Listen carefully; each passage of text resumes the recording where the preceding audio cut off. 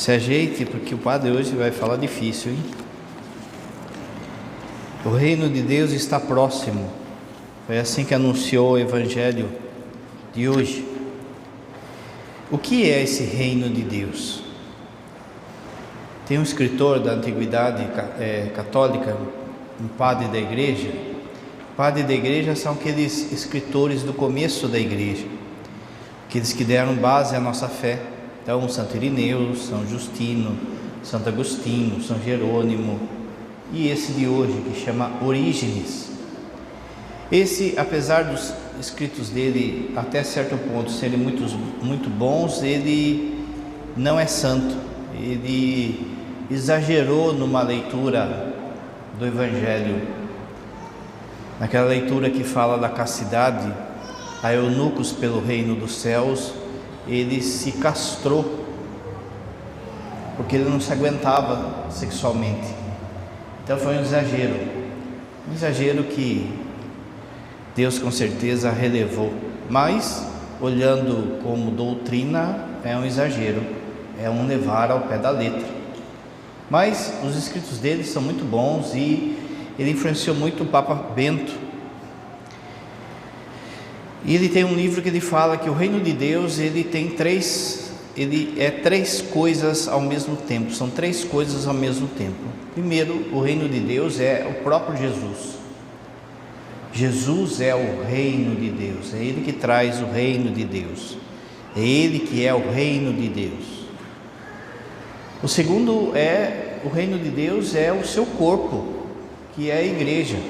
Então, aonde a igreja chega, está o reino de Deus. E por último, o reino de Deus é Ele em nós, é o reinado dele em nós. A palavra seria melhor assim: o reinado de Jesus em nós. E é isso que o padre vai tratar. Será que de fato Cristo reina em nós? Será que nós de fato vivemos o reino de Deus, ou a aparência do reino de Deus?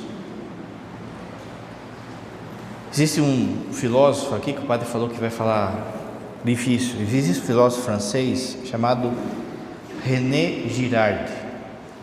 Ele tem uma tese que chama a tese mimética, que é assim: no nosso coração existe desejos, mas o principal desejo que tem no nosso coração é o desejo de buscar algo que é bom para nós. Então, vira e mexe, a gente quer imitar as coisas, imitar as pessoas.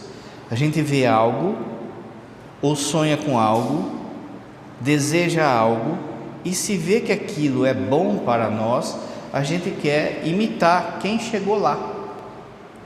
Então, por exemplo, se o rapazinho que quer ser jogador de futebol, ele tem esse desejo, ele olha para o Cristiano Ronaldo e começa a imitar o Cristiano Ronaldo. Então ele compra a chuteira do Cristiano Ronaldo, compra o meião do Cristiano Ronaldo, quando ele faz gol ele faz igual ao Cristiano Ronaldo. Mas entre o menino e o Cristiano Ronaldo tem um abismo de distância, não basta somente querer imitar. Esse filósofo vai falar que de início essa imitação é boa, porque ela nos cutuca, ela nos eleva. Por exemplo, esse menino, ele pode não ser um Cristiano Ronaldo, mas amanhã ou depois ele pode ser um bom jogador de futebol.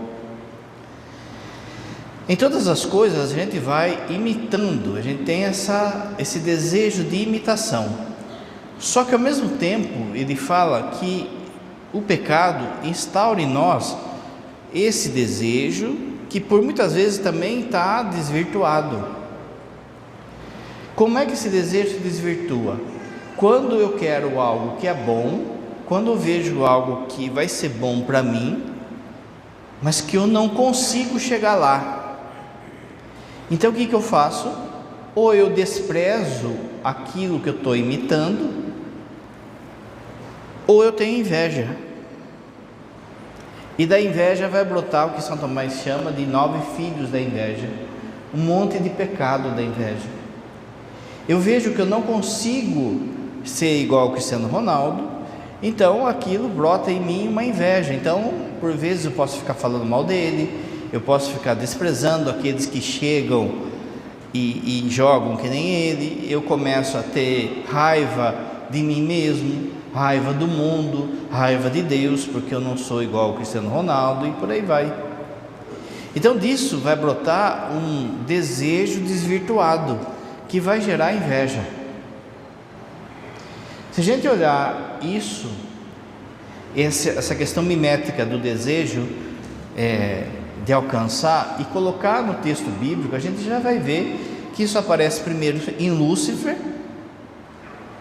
olhando para Deus e querendo ser como Deus, mas sabendo que não ia conseguir ser igual a Deus, ele se revolta, ele tem inveja. O pecado na raiz de Lúcifer é orgulho e inveja. Então está lá uma revolta contra Deus. Essa revolta faz com que ele desvirtue os outros anjos que escolheram isso também. O que Lúcifer faz para tentar os outros anjos? A comparação. Olha, por que Deus está fazendo isso com o homem? Não era a gente que merecia? Na inveja tem sempre isso. Eu que mereço. Por que está sendo dado para ele? São Tomás fala que a inveja é a tristeza pelo bem que Deus faz para outro. A tristeza pelo bem que Deus faz para alguém. Então veja, às vezes a gente acha que inveja é ter zóio gordo, é ter zoião, não sei o quê. A inveja é quando me dá uma pontada no meu coração, que você pensa assim: por que ele? Por que essa pessoa? Vira e mexe é um pecado que as pessoas não confessam. Não confessam porque ele é diabólico na raiz. Então, por conta disso, o demônio quer esconder no nosso coração. Mas todos nós somos invejosos. Quando bate aquele, por que ele e não eu? Padre, meu vizinho não vai na igreja, meu vizinho é um tonto, meu vizinho, ele rouba, ele não sei o que, mas na vida dele está tudo certo, padre, na minha não. O que tem aí na raiz disso? A inveja, essa tristeza que está no nosso coração, quando a gente fica se comparando com as pessoas. A gente se compara e se vê, e vê que eu não estou recebendo aquilo que eu mereço. Lá na raiz está Lúcifer pensando assim: eu não recebo o que eu mereço. Mas já olhando para consertar, quem que merece algo? Tudo que Lúcifer era, quando ele era bom, não era dele, veio de Deus. Ele não se fez um anjo de luz, ele recebeu isso de Deus, mas ele não se contentou. Por isso que o remédio da nossa inveja, quando a gente percebe essa pontada no nosso coração de inveja, de tristeza, de se comparar com as pessoas, o remédio é agradecimento, é olhar a sua vida, olhar o que você tem, olhar o que Deus deu já para você e falar: Senhor, obrigado por aquilo que o Senhor já me deu. É ser grato. O remédio da inveja é a gratidão. Toda vez então que eu me comparar, toma cuidado com a comparação. Toda vez que eu me comparar, que eu me rebaixar, que eu sentir essa tristeza, é olhar para a própria vida e perceber o que Deus fez já em mim e agradecer. Mas esse desejo desordenado que nasce do coração de Lúcifer vai acontecer também com Adão e Eva. Eles vão olhar para a bondade de Deus e vai ter um desejo mimético aí, um desejo de querer ser como Deus. O demônio, vendo essa fresta, os tenta aí. Eles, vendo que não dava para ser como Deus, se revoltam. Há uma quebra. Então, se não dá para ser como Deus, vamos fazer do nosso jeito. No fundo, todos os nossos pecados são isso. No fundo, se você olhar na raiz, o demônio, ele não nos tenta e faz que a gente caia o mal pelo mal. Não existe um mal absoluto. O mal, ele é um parasita. O mal, ele é a ausência de bem. O padre vai falar isso no primeiro domingo da quaresma. O mal é uma ausência. É como a noite. A noite não é a lua que emite raios noturnos. A noite é a ausência da luz. O mal é a ausência da luz, é a ausência do bem, é a ausência de Deus. Então o mal, ele é um parasita, ele precisa de alguma forma de um princípio bom para ser distorcido. Então é sempre assim, 2 mais 2 não é 1 milhão, não é um erro absoluto, é 3,9, é um quase. Ele se apropria desse quase. Esse quase nos engana. Olha, padre, eu larguei, eu adulterei, porque também a minha mulher não dá bola para mim. A gente faz tempo que não estava tendo relação, e não sei o que. Então existe um princípio ali que ele está desejando, que é bom, que é a união com a sua esposa, mas que está sendo distorcido pelo demônio para justificar o pecado. Olha, eu peguei lá o dinheiro da firma, mas eu ganho pouco, eu não ganho nada, a firma fica aí se enriquecendo cada vez. Então, veja que sempre há um princípio. Olha, padre, eu tive que mentir para ter paz em casa, eu tive que mentir. Veja que é sempre assim. É um parasita. Ele distorce de tal forma que a gente começa a burlar a obra de Deus, justificando que aquilo é bom. Assim foi com Adão, e assim é com qualquer pecado nosso. Só que um erro no começo, ele pode ser pequeno, mas na medida que ele vai crescendo, é como se fosse um ângulo que ele vai aumentando, daqui a pouco você não segura mais. É como uma mentira, você mente hoje uma mentirinha, amanhã você tem que mentir de novo para cobrir a mentira de hoje, e depois amanhã uma outra mentira, daqui a pouco a pessoa está vivendo na mentira. Um pequeno adultério que foi lá uma conversinha do Zap, daqui a pouco vira um motel. Assim vai indo. Assim é a dinâmica do demônio. Se ele apresenta o mal já como você sai fora.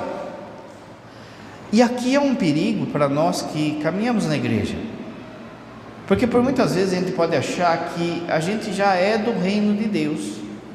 Olha, eu vou na missa, eu ajudo lá numa pastoral, eu rezo o terço de vez em quando, eu faço isso, faço aquilo outro. Então eu já começo a achar que eu estou bom, que eu já estou no reino. Mas se você se examina, você vê que tem muita tristezinha no nosso coração, muita invejinha, muita comparação, muita justificativa para o mal. Padre, olha, eu faltei da missa domingo, mas eu estava lá no sítio, eu estava na praia, eu estava não sei na onde. Eu quero me justificar. Tem gente que vem confessar e fica se justificando. Na confissão você tem que se justificar, você tem que chegar e falar assim: eu fiz isso, eu fiz aquilo. Não é eu fiz isso por causa de, olha, padre, eu xinguei minha vizinha, mas minha vizinha é assim, é assado, é assim. Por que os padres falam na hora de confessar? Para você não ficar contando o pecado da sua esposa, do seu marido, porque é justificar, querer justificar. Eu fui grosso com ele, eu fui grosso com ela, mas também ela não tem esse também. Repara que a gente quer passar pano. Esse passar pano, ele vai crescendo, ele vai virando uma espiral do mal, e a hora que a gente menos espera, a gente está vivendo atitudes anti-reino de Deus. Então, por exemplo, eu sou da igreja, eu sou um padre, eu sou alguém da pastoral, mas o jeito que eu vivo é anti-reino. trato mal as pessoas, sou grosso com as pessoas, caio no adultério, caio na bebida, caio na pornografia, e não me importo. Eu vou vivendo aquilo anestesiado e achando que eu sou bom ainda. Aquilo vai virando uma espiral do mal, que daqui a pouco, aquilo que São Paulo fala, é um mistério da iniquidade que está no mundo e na nossa vida. A gente começa a mentir a nós mesmos. Voltando lá para Adão e Eva, essa revolta de Adão e Eva vai, como o padre acabou de falar, vai gerar um movimento crescente do mal. Se você pega o relato lá do Gênesis, você vai ver que há uma crescente do mal. Adão e Eva caem, um acusa o outro, depois vem Caim e Abel a um homicídio, um fratricídio. Depois, quando Caim chega numa cidade, a cidade já está instaurado o mal, aquilo vai crescendo, que vai virando um dilúvio, vai chegar no dilúvio. Esse filósofo vai falar assim: essa crescente do mal, para que de vez em quando haja uma amenização da coisa, a gente escolhe um bode expiatório, a gente escolhe alguém para culpar. Lembra que logo depois que Adão e Eva caem, e Deus pergunta: o que você fez, Adão? Ele aponta para Deus, aponta para ela: foi essa mulher que o Senhor me deu. Ou seja, se o Senhor me tivesse dado essa mulher, não teria caído. E outra, não fui eu, foi ela, foi essa mulher que o Senhor me deu. A gente então vai apontar para as pessoas. Aqui é importante para fazer o link com a semana passada. Você vai lembrar do cordeiro, daquele que expiava o pecado de todas as pessoas cai sobre ele. Esse filósofo vai falar então que quando a coisa aperta, a galera escolhe alguém para morrer no lugar. Quando, por exemplo, sei lá, o Brasil perde a Copa, o povo escolhe alguém que a culpa é do cara. Ah, foi o Felipe Melo, foi o Neymar, foi não sei o que. A gente escolhe alguém para culpar.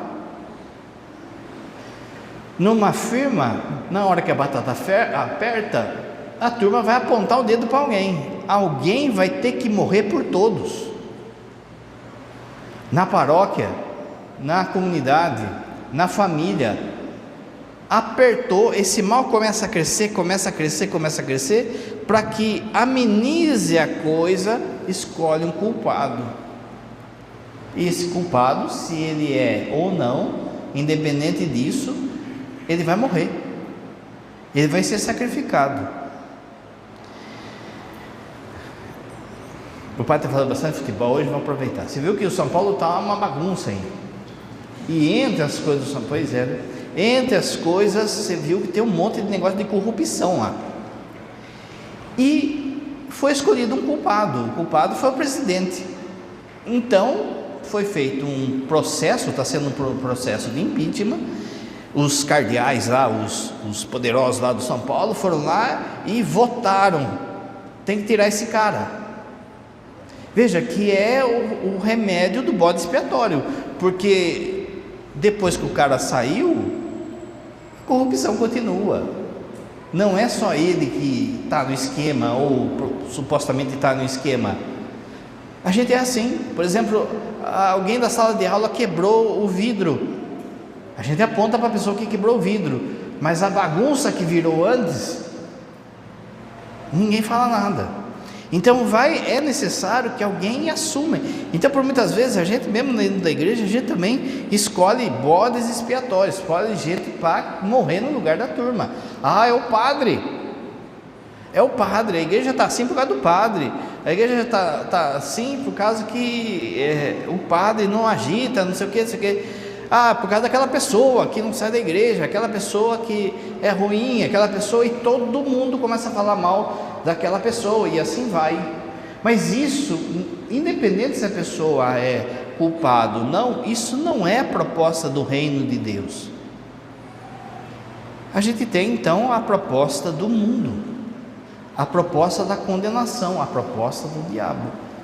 E a gente faz isso em casa. Ah, padre, olha, é meu marido, é meu filho, nunca sou eu. Ou se sou eu, tem atenuantes. Então, por exemplo,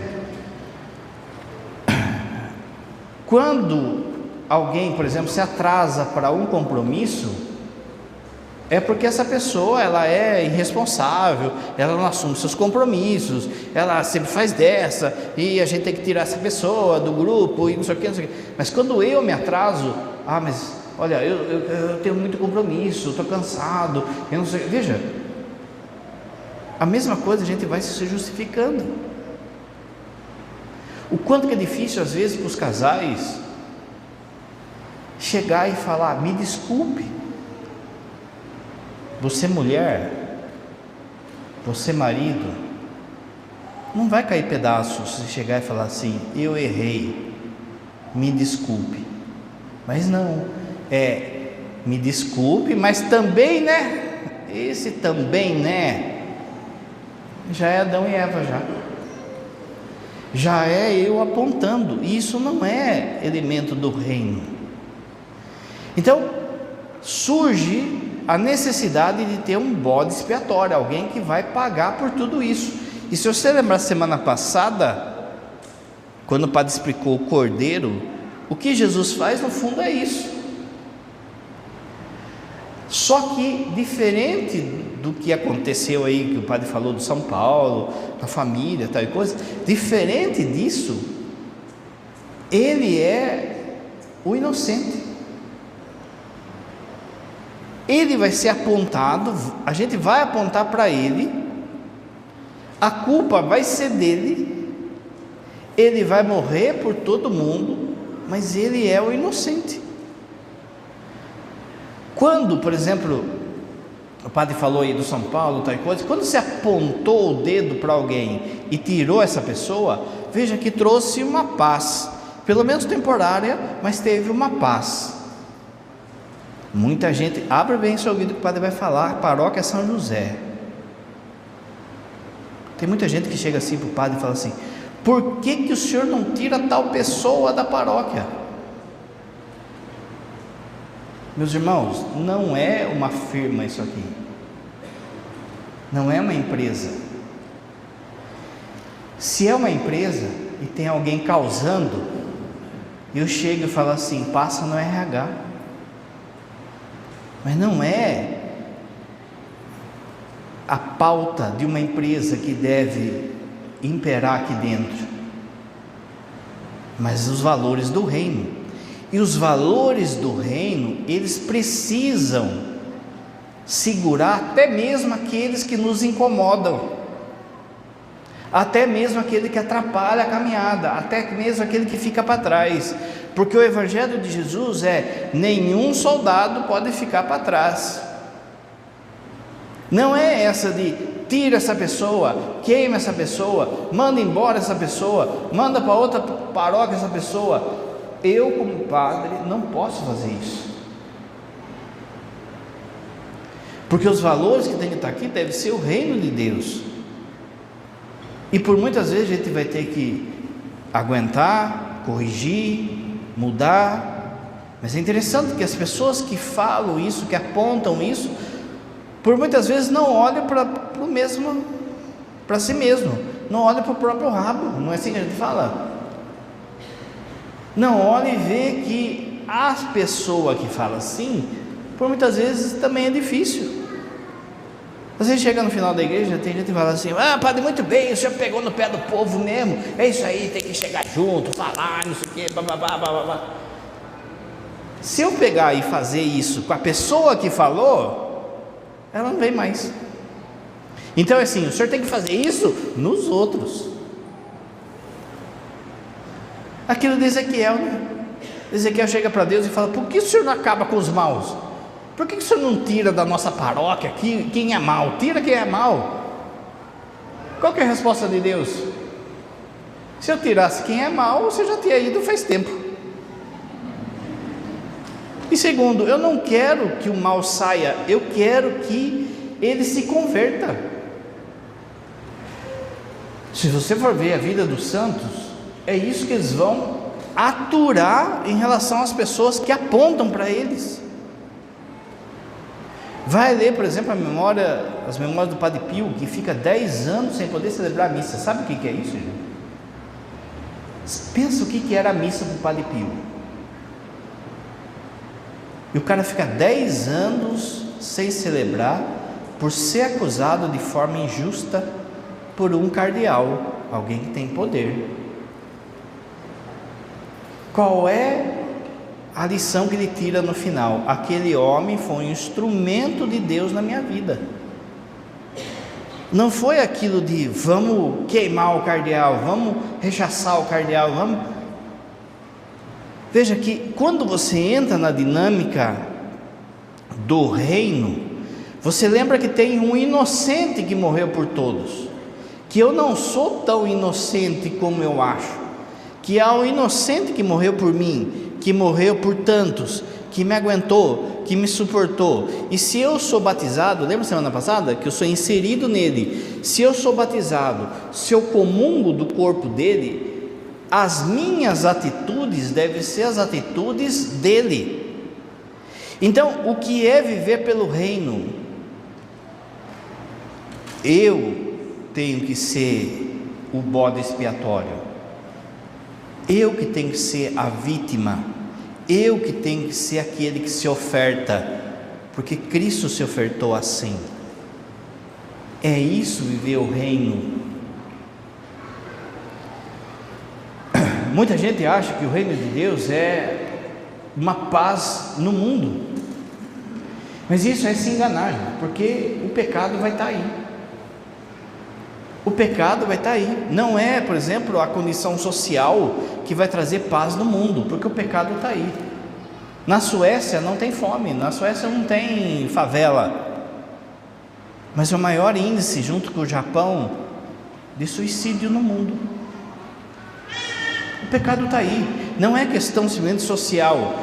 Se de fato os parâmetros do Evangelho, do reino de Deus, não viver da nossa vida, no nosso coração, e a gente entender que vai ter horas que todo mundo vai apontar para nós como culpado, que a gente vai ter que pegar a cruz e morrer por todos, a gente não sabe o que é o Evangelho, a gente não entendeu o que é o Evangelho. Disso aí, veja, quando você silencia numa injustiça, silencia no momento em que as pessoas, falam mal de você, ou uma estupidez, uma grosseria, quando você se vê casto diante do mundo de impureza, quando você se vê honesto diante de tanta desonestidade, tudo isso são valores do reino. E aí, quem que vai causar? Não é o corrupto, não é o adúltero, vai ser você, o honesto, o casto. Quem que causa numa faculdade hoje? Uma moça que é promíscua, que todo mundo sai, que vira aquela bagunça toda, ou a moça que vai lá e fica falando de castidade e de virgindade? Quem que você acha que vai ser zoado numa sala de aula? Quem que vai ser zoado lá na empresa? Se todo mundo vai lá e pega um pouquinho, você fala, eu não. Ah lá o xarope, ah lá o tonto, ah lá não sei o que. Bobeou, essa pessoa vai ser queimada. A gente precisa entender isso, gente. Os valores do reino vão fazer com que, por muitas vezes, a gente tenha que ir para o sacrifício. Você chega, o padre fala sempre isso, você chega para fazer uma entrevista de emprego, você mostra seu currículo lá, o cara fala assim, olha, está muito bom o seu currículo, eu vou te pagar 5.000, se você fizer um negocinho aqui, por baixo, que todo mundo faz, que o governo não vai ver, que ninguém vai ver, eu vou te dar 10, vou te dar mais 5.000, mas por baixo do pano. Você pega e fala assim, eu não faço. Mas como assim você não faz? Eu não faço, porque eu sigo Jesus, e eu preciso ser honesto. O governo não vai saber, as pessoas não vão saber, mas eu vou saber, e Deus vai saber. Se você chega e fala assim, eu não faço, a pergunta é, o cara te contrata? Não é assim. Você escolhe morrer, você escolhe se sacrificar. Então, o que é os valores do reino? Você escolhe se sacrificar pelo bem do outro, porque nenhum soldadinho vai ficar para trás. Não é aquilo que o Papa Francisco falava, a igreja não é um lugar dos perfeitos. Não vou na igreja porque lá tem gente que rouba, que fala mal dos outros, que é egoísta, que... Quando falaram assim para você pode falar assim, pode vir que tem lugar para mais um. Ninguém aqui é santo. Mas se eu quero ser santo, eu preciso deixar que o reino de Deus prevaleça em mim. E o reino de Deus foi ensinado por Jesus. É preciso que o inocente morra. Meu marido não está sendo fiel, mas eu estou. Lá na paróquia, aquela pessoa me trata mal, mas eu não vou tratar mal ela em troca. Eu vou fazer o necessário para estar junto, para ajudar. O que Santa Teresinha fazia, não era isso? Aquela irmã que ninguém queria chegar perto, é ela que ela vai cuidar. Se a gente não entende que esse reino exige sacrifício, a gente começa a operar o reino de Deus como se fosse um reino humano. Que vai vir aí, a gente vê um monte de discurso, até mesmo dentro da igreja, dizendo assim, olha, vamos buscar justiça, vamos buscar o bem social, vamos buscar não sei o quê, vamos implementar o reino de Deus. Veja, essas coisas são valores do reino, mas como o padre falou, mesmo que esteja justiça social, não quer dizer que vai ter paz, porque o pecado vai estar aí. Por isso, maldito seja aquele que mistura as suas ideologias, principalmente política de esquerda e direita, com o evangelho. Não tem nada a ver. Elementos do evangelho que estão em ideologias políticas, e não ao contrário. Não queira colocar o evangelho como de esquerda e de direita, porque isso é diabólico, é satânico. Na hora de morrer pelo outro, será que eu vou morrer pelo palmeirense? Será que eu vou morrer pelo corintiano? Será que eu vou morrer por aquele que me ofende? Será que eu vou morrer por a pessoa que é adúltera dentro de casa? Será que eu vou morrer pelo cara que vota no Lula? Será que eu vou morrer pelo cara que vota no Bolsonaro? Hoje no Brasil não. Há uma divisão ideológica. Por vezes gente que está sentado no mesmo banco, gente da mesma família, lutando por ideologias em vez do reino de Deus. Os valores do reino de Deus ultrapassam qualquer ideologia. Se eu não entender isso, eu estou fazendo campanha dentro da igreja. Por isso que esse padre da igreja, lá do começo que o padre falava, Orígenes, ele diz que o reino de Deus ele deve estar em nós, ou seja, ele deve reinar em nós. Na época da eleição, e esse ano não quero nem ver, o tanto de gente que vem falar assim, padre, eu quis a morte de tal político. Muito bem, isso é muito evangélico, né? Olha, padre, aquele negócio lá no morro, lembra que mataram os bandidos? Presta atenção no que o padre vai falar. Se tem alguém que defende policial aqui, sou eu. O cara subiu lá no morro, tem um outro cara apontando um fuzil, é lógico, está no catecismo, legítima defesa, o bem comum, aquela coisa, papapá. Viu? Há uma guerra justa, diz o catecismo. Pensa assim, se a turma deixasse Hitler fazer o que fez na Segunda Guerra e todo mundo ficasse, paz e amor, paz e amor. Existe uma guerra que é justa, existe algo que é justo, um contraponto que é justo, mas presta atenção, comemorar morte de bandido, aí não é reino de Deus.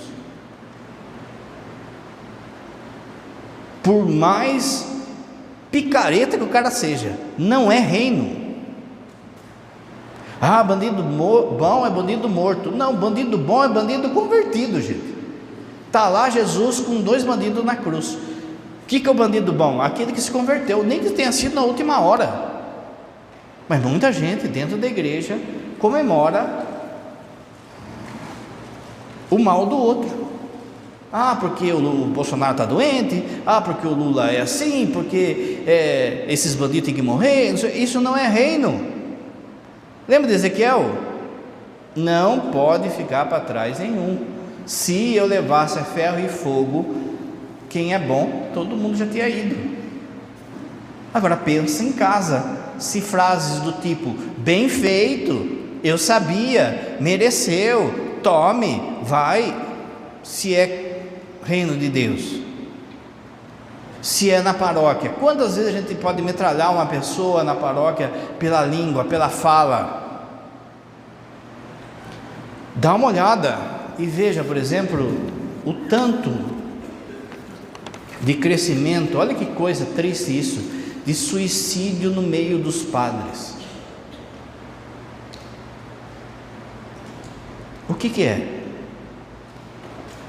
É uma comunidade que escolheu o bode expiatório. Nenhum padre é perfeito. Todos nós trazemos limites. Limite devido à canseira, à saúde, à santidade que não alcançou, à inteligência. Todos nós somos assim. Semana passada o padre falava, carta aos Hebreus. O que é a porção de entrada? A porção de entrada é o que está na carta dos Hebreus. É alguém que é tirado do meio do povo para oferecer sacrifícios pelos seus pecados e pelo pecado do povo. Mas em vez das comunidades, a maior parte das comunidades, não entender o padre, não apoiar o padre, não escolhe ele como bode expiatório. A culpa é do padre. É muito triste isso, gente, porque a gente vê a dor dos nossos irmãos aí, padres, e a solidão não é uma solidão simplesmente sexual, ou de não ter esposa, não é isso. É uma solidão de não ser compreendido, de você estar no meio da galera, de, sei lá, 400, 500 pessoas, e todo mundo vinha ali e tal, e quer arrancar um pedacinho do padre. Ah, padre, eu estou com uma dor não sei na onde. Ah, padre, dá uma benção para mim, não sei o que, e depois na hora que o padre vai e vacila, ou se perde, ou alguma coisa, já vai lá o povo todo e apedreja o bode expiatório. Pode ver depois da missa ali, o padre fica ali, e a primeira coisa que a gente tem que ter é jogo de cintura, né? Vem uma pessoa e fala assim, padre, olha só, a gente está grávido. Você... Aí vem outro e fala, padre, meu pai morreu. Aí você... Se você errar, você está morto, né? Se você fala assim, padre, meu pai morreu, você... Opa, pera aí, errei. Repara que cada história eu tenho que me adaptar. Mas por muitas vezes a própria comunidade não se adapta à dor do padre, à dor daquela pessoa na igreja, à dor daquele que está servindo e assim por diante, gente. Isso não é reino de Deus. A começar dentro de casa. O que mostra um profundo egoísmo, veja o quanto que na faixa etária da adolescência a gente vê isso, um profundo egoísmo, porque ela vê o umbigo dela, o umbigo dele, e é o jovem que mais sofre no mundo, que ninguém entende ele, e tal e coisa, depois que vai passando o tempo, ele vai vendo outras dores, e ele vai percebendo que não era tudo isso. Por isso, gente, os valores do reino devem estar aqui. Não adianta eu saber que não pode roubar, se eu na hora que eu for tentado, eu pegar aquela chave de fenda. Se na hora de mentir eu faço aquela mentirinha. Não, os valores de reino estão ali. E por muitas vezes esses valores do reino vão exigir que a gente morra pelo outro. Se você tem essa capacidade, você está vivendo o reino de Deus. Creio em Deus Pai Todo-Poderoso,